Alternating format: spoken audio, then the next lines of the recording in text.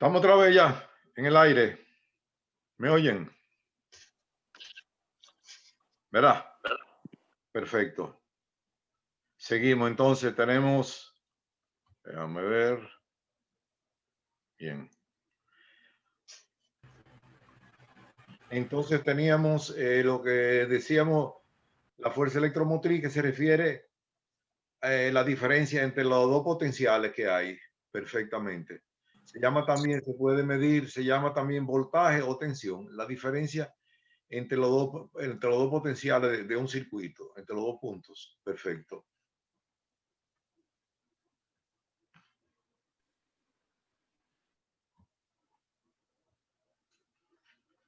Seguimos. Como dice aquí, ahí abajo, la fuerza electromotriz es el tirón de la cuerda, como ala. A eso es que se refiere la fuerza electromotriz. Bien. La intensidad o amperaje es la cantidad de electrones que circulan a través de un conductor durante un segundo.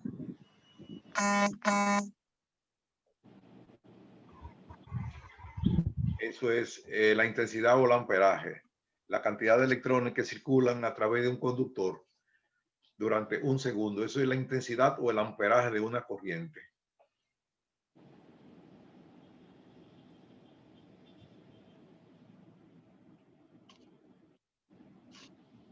Mírenlo ahí como está. Eso se mide, la unidad de medida de eso es el ohmio. La unidad de medida de la resistencia es ohmio. Fíjate que todo ahora está entrando todo el mundo de golpe, sí, sabemos que eso es bien.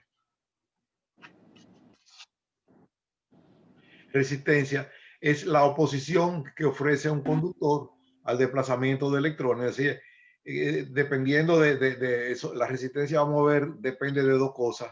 Eso se mide en ohmio y dependerá de la longitud y del espesor. Pero dice aquí, bueno, resistencia es la oposición, es decir, que no deja pasar. Eso es la resistencia, algo que se opone a que la corriente eléctrica cruce y se mide en ohmios.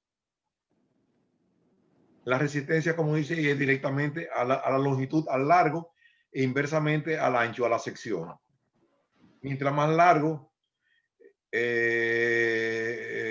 mayor resistencia va a presentar. Imagínense ustedes, sería lo mismo como un laberinto. Si nosotros todos queremos, si el camino para llegar de un sitio a otro es muy largo, eso va a ser una forma de resistencia. Y si es muy grueso, va a ser más fácil cruzar. Es decir, por eso dice, va a ser directamente proporcional a la longitud, al largo, e inversamente proporcional a la sección. Quiere decir que si la sección es muy grande, los electrones van a poder pasar fácil. Si la sección es pequeña, los electrones no van a poder pasar. Por eso se forma lo que se llama el calentamiento, es decir, veremos adelante el efecto Joule, porque los electrones quieren todo pasar. Por eso ustedes veían que anteriormente había unas estufitas que hacían con le llamaban una resistencia, un alambrito enrollado. Los electrones tenían que caminar mucho, dar muchas vueltas, entonces chocaban y producían calor. Eso es lo que se llamaban esas estufitas que se usaban antes en la cocina, que tenía un alambrito que se ponía rojo, color cereza. Eso era. La potencia corresponde al voltaje por el amperaje. Hay medidores medidores para el consumo de corriente eléctrica que nos lo colocan en la casa. Esos son varios dispositivos electrónicos. La intensidad es directamente proporcional a la fuerza electromotriz e inversamente a la resistencia. Eso es la ley de Ohm. El efecto Joule que se utiliza tiene importancia. Miren lo que cuando parte de los electrones pasan a través de un conductor se transforma en calor.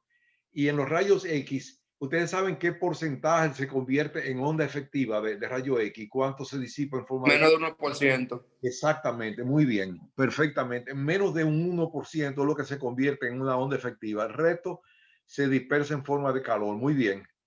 Menos de un 1%. Exactamente, menos de un 1% es lo que se convierte en onda efectiva. El resto se disipa en forma de calor. Eso es lo que llama el efecto Joule. Muy bien, usted está muy bien. Me siento contento. Mírenlo ahí. El efecto Joule se utiliza, como dice ahí, para soldadura, horno eléctrico, todas esas cosas. O sea, el hecho de que se produzca el calentamiento, la elevación de temperatura, eso es el efecto Joule. El efecto Edison-Richardson es lo que se forma, lo que se llama nube o vapor de electrones. Es decir, que los electrones, por decirlo así, saltan del sitio donde se originan. Entonces forma lo que se llama una nube o vapor de electrones, que eso tiene sus usos en la electrónica, para la radio y la televisión. Ahí se desarrolló al máximo ya el efecto Edison-Richardson.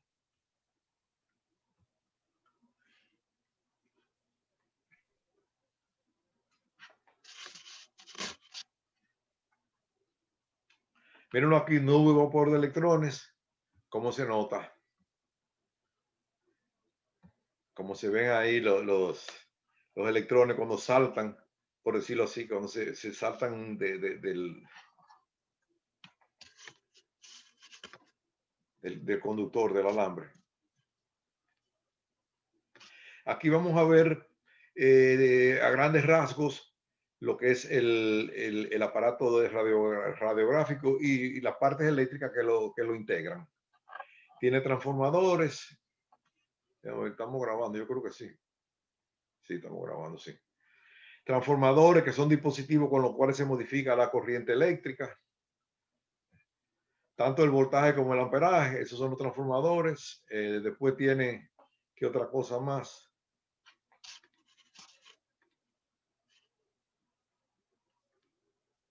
El tubo radiógeno, que es la parte más importante, donde prácticamente se aceleran y donde se originan los rayos X, o el tubo radiógeno, la parte esencial.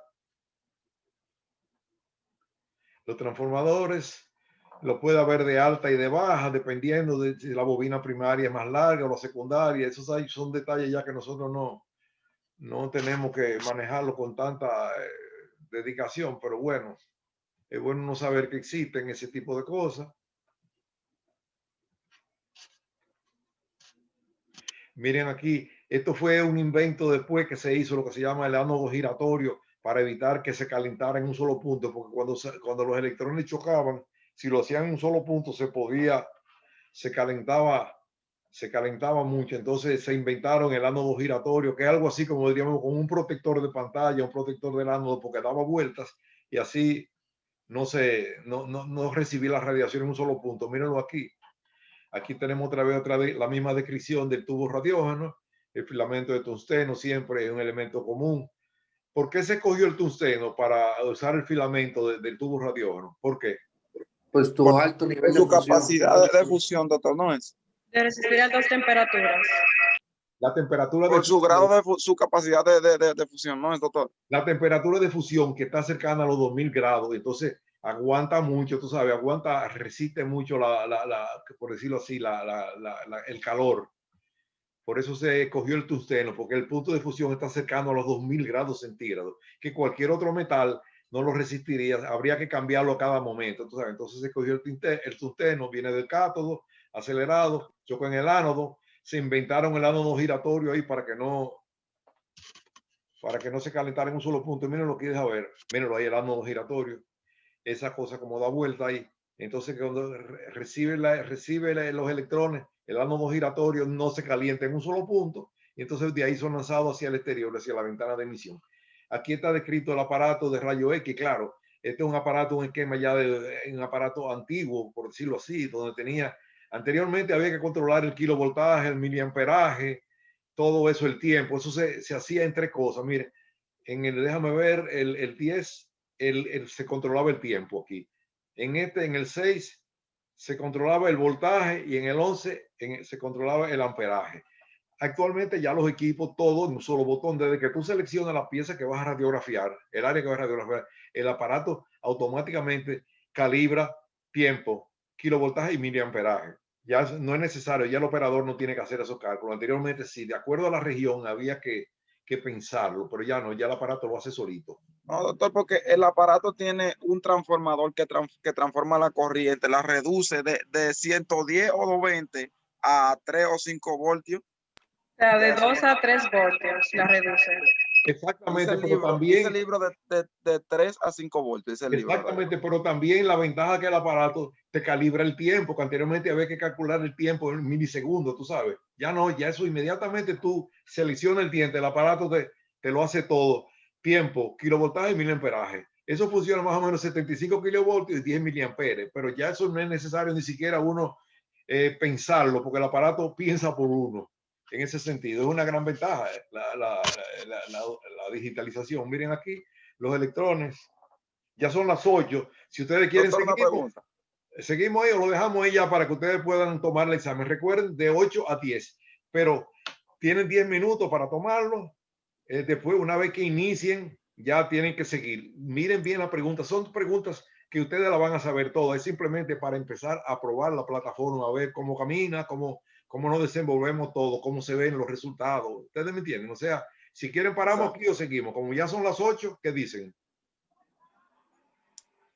¿Qué dicen Si es por mí, podemos seguir un poco. Pues, ustedes me dicen, yo no tengo problema, lo que no quiero, tienen de 8 a 10. Vamos a seguir, está bien, perfecto. Aquí vemos los electrones acelerados como son lanzados hacia el exterior. Doctor, yo le hice una pregunta y quiero, por favor, que me conteste. Dime. El libro de radiología dice que el transformador reduce la corriente de 220 o 110 a 3 o 5 voltios. Por ahí una joven que tiene una información contraria que ya dice de 2 a 3 voltios. ¿Cuál es la real? ¿Cuál es que dice que de cuánto a cuánto? Yo dije que el libro de radiología, el que nos mandan a comprar allá en la universidad, sí, dice de 3 a 5 voltios. Es de 3 a 5 voltios el transformador reductor. Ajá, pero yo oí una joven que dijo como de 2 a 3 voltios. Bueno, no, quizás, pero bueno, pero no vamos a pelear por un voltio más o menos, tú entiendes, pero es en ese rango que anda, tú sabes. Lo importante es que ustedes sepan, primero, que prácticamente menos de un 1% lo que se convierte en radiación efectiva, el resto se disipa en forma de calor y que los transformadores son para modificar la corriente eléctrica. Eso, lo importante es el concepto global, tú sabes, porque nosotros no vamos a arreglar equipos de rayos X, pero que ustedes sepan cómo modifica el transformador, el kilovoltaje y el miliamperaje y el tiempo, que ya prácticamente todo eso lo hace el equipo con un solo clic, por decirlo así. No hay que ponerse a calcular el tiempo. Anteriormente había hasta que calcular el tiempo de acuerdo a la zona. Si era en maxilar inferior, que es más denso, si era en maxilar superior, todo eso había que hacerlo. Había que tener una tablita. Ya no, ya eso es automático. Así que podemos seguir todavía. La función del tubo radiógeno, como dijimos, es producir electrones, los acelera contra el anticato, o sea, el ánodo, y lo emite los rayos X. Esas son la función principal del tubo radiógeno. Mírenlo aquí, otra vez lo mismo. Aquí está el filamento de tungsteno, como son lanzados, chocados con el ánodo y lanzados hacia el exterior de la ventana de emisión. Los elementos complementarios, alguien me dice que la acepte, pero yo estoy todo el que, déjame ver, tenemos 36, aparentemente todos están. Darling, bueno, déjame ver, era que da. Sí. Pues sí, tenemos elementos complementarios, el interruptor, o sea, para el switch de prender o apagar el equipo. ¿Qué más? La lámpara piloto, tenemos que saber un bombillito que nos diga si el equipo está encendido o no. ¿Ustedes me entienden? Déjame ver. El voltímetro para medir el voltaje. Ya eso no, todas esas cosas no se utilizan. Los compensadores, transformadores para controlar cualquier variación en la corriente eléctrica. El cronorruptor, o sea, que era el botoncito que controlaba el tiempo, cronorruptor. Ya eso, vuelvo, le digo, reitero, todo eso sale automático. Tenemos que de acuerdo hay dos condiciones de los rayos X, que son la calidad y la cantidad. La calidad depende de la longitud de onda, como dijimos, se prefieren los rayos de longitud de onda corta porque tienen mayor poder de penetración, y la cantidad depende de la intensidad o el amperaje, la cantidad de rayos. La calidad permite clasificar los rayos en tres tipos. Se utilizan los rayos duros, que tienen penetración de 75 kilovoltios y el amperaje en 10 miliamperes. Pero ya esas cosas han ido variando mucho. ¿Ustedes me entienden?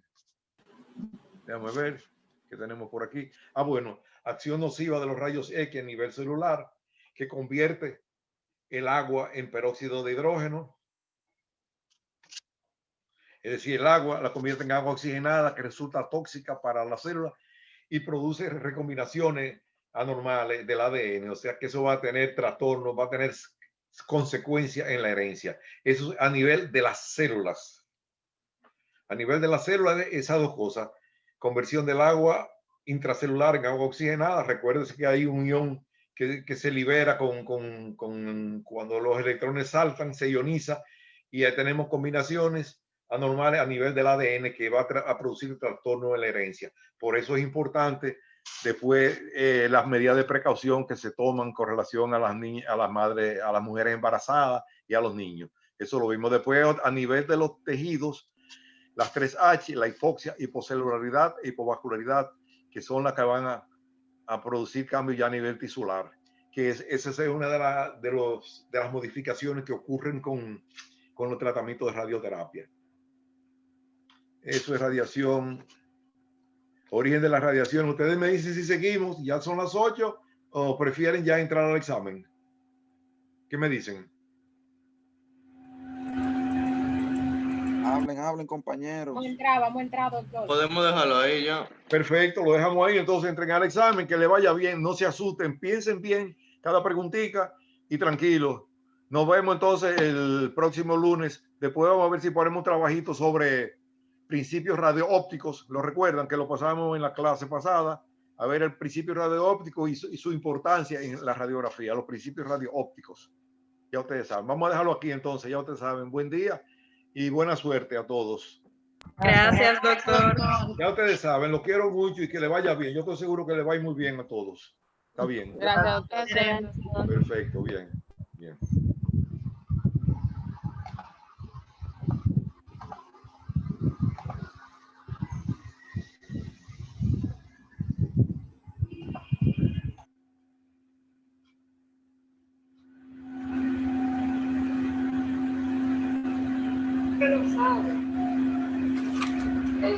Eso vale 10 puntos, eso es la plataforma que lo califica así. Cuando él pone la clasificación, vale 10 puntos. O sea, yo tengo 34 de 40. Diego el mío que se esté tranquila, que da tiempo para poder pasarle. Hay que tener mínimo más de 50 puntos acumulados. Y si uno pasa con más de 21 en el laboratorio, él lo viene publicando con sus 70 y algo.